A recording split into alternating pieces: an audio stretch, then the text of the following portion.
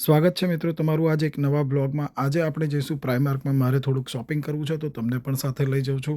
આ છે મારા ઘરની આગળનો વ્યૂઝ, જ્યાં બેસીને મેં કેટલા બી વિડીયો બનાવ્યા છે આ ચેનલ માટે. હવે પ્રાઇમાર્કમાં જવાનું કારણ એક એ છે કે મારે અત્યારે એક ટ્રીપ પર જવાનું છે, તો મારી પાસે પેન્ટ નહોતું, તો પેન્ટ લેવા જવું છે. સાથે થોડુંક તમને પણ બતાવવું છે કે પ્રાઇમાર્કમાં શોપિંગ કેવું થાય છે અને ત્યાં આગળ કેવા કેવા કપડાં મળે છે.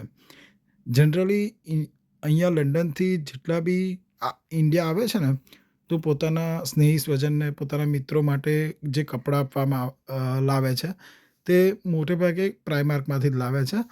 પણ કપડાં આલતા પહેલાં એ લોકો એની પરથી બેચમાર્ક ઉઠાવી લે છે, બેચમાર્ક કાઢી લે છે. પ્રાઇઝમાર્ક કાઢવી એ વસ્તુ તો જનરલી છે, પણ બેચમાર્ક શા માટે કાઢે છે એ તમને મારે જણાવવું છે. કારણ કે મોટે ભાગે જે પ્રાઇમાર્કમાં કપડાં આવે છે ને, એ made in Bangladesh, made in India, made in Pakistan એ જગ્યાએથી આવે છે. જેમ કે આ જે ચડ્ડો છે મેડ ઇન બાંગ્લાદેશ છે, બરાબર. અને મોટે ભાગે આ એક જીન્સનો ચડ્ડો છે તે પણ મેડ ઇન પાકિસ્તાન યા તો મેડ ઇન બાંગ્લાદેશ હશે, આપણે જોઈશું એની પર પણ. તો જે બી ખરીદી અહીંયાથી કરે છે એ લોકો પોતાની જે બચત હોય છે ને, એ મહા મુસીબતથી બચત ભેગી કરે છે. કારણ કે અહીંનું જીવન જે છેલ્લા 2 વર્ષથી મેં તમને આગલા વિડીયોમાં પણ કહ્યું કે મોંઘવારી અહીંયા હદથી પણ વધારે વધી ગઈ છે. તો આ મોંઘવારીમાંથી નાની મોટી બચતો કરીને પૈસા ભેગા કરે અને પછી ઇન્ડિયા આવવાની ટ્રીપનું પ્લાનિંગ કરે છે. અને આ પ્લાનિંગ ઇન્ડિયા આવવા માટે જે કરે છે ને, તે પણ 3 થી 4 મહિના પહેલાંથી પ્લાનિંગ કરે, ત્યાર જઈને એ લોકો ઇન્ડિયા આવી શકે છે. હવે એવું નથી કે અહીંયાથી બચત માટે ઇન્ડિયામાં ફરી ના શકાય. પણ એ બચત ઉપર એમને ટિકિટો કરવાની હોય, ત્યાર પછી સ્નેહી સ્વજન માટે કંઈકનું કંઈક વસ્તુ લઈ જવાની હોય. કારણ કે ગમે તેવું આપણે ઇન્ડિયા જતા હોઈએ ત્યારે નાની મોટી આશા તો કોઈ પણ રાખતું હોય, બરાબર.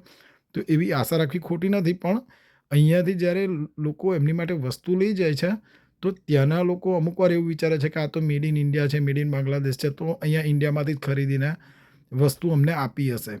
તો એવું માઇન્ડ ના કરવું દોસ્તો, કારણ કે અહીંયા ગમે તેટલી ઇન્કમ હોય પણ કરકસર તો કરવી જ પડે છે અહીંયાની મોંઘવારી પ્રમાણ. અને મોંઘવારી મુજબ અહીંયા બચત કરી અને તમારી માટે જો વસ્તુ લઈ આવે ને, તો એ વસ્તુ પ્રેમથી સ્વીકારો. અને પ્રેમથી સ્વીકાર્યા પછી એમની રિસ્પેક્ટ પણ કરો, કારણ કે એ લોકો અહીંયા મહેનત કરી અને તમારી માટે વસ્તુ જે લાવે છે એ પ્રેમથી લાવ્યા છે. તો એમની થોડી રિસ્પેક્ટ કરવાની રાખજો દોસ્તો. કોઈ પણ મગજમાં એવું ના લેતા કે આ વસ્તુ અહીંયા ઇન્ડિયાની છે કે બાંગ્લાદેશની. એટલે બાંગ્લાદેશની જનરલી આપણા ઇન્ડિયામાં પણ મળતી હોય, બરાબર. તો એ પણ માઇન્ડ ના કરવું મિત્રો.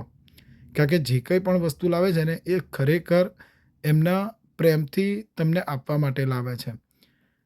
અને અહીંયા લંડનમાં જે મોંઘવારી છે મિત્રો, ખરેખર કહું છું, અહીંયા મોંઘવારી આસમાન ઉપર છે મોંઘવારી.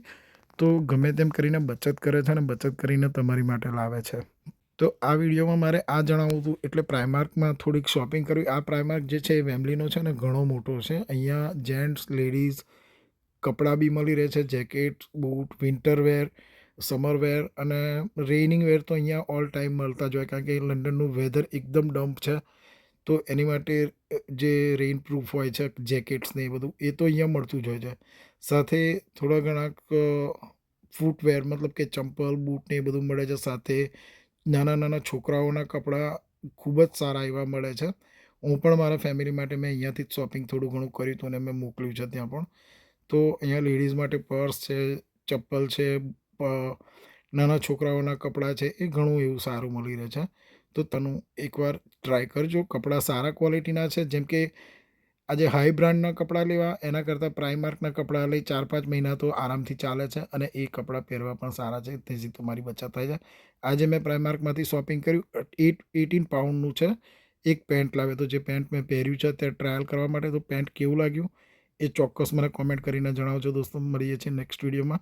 અને આના પછીનો વિડીયો રહેશે આપણી ટ્રીપનો, જે કે મેં તમને કહ્યું હતું આગલા વિડીયોમાં કે લંડન તમે આવો ને તો આ જે ટાઉન છે એને વિઝિટ કરવાનું ના ભૂલશો. કારણ કે વર્ષો જૂનું વર્લ્ડ હેરિટેજમાં એને સ્થાન મળેલું છે અને તમે તમારી આઇટનરીમાં પણ એનો ઉલ્લેખ કરી શકો છો દોસ્તો.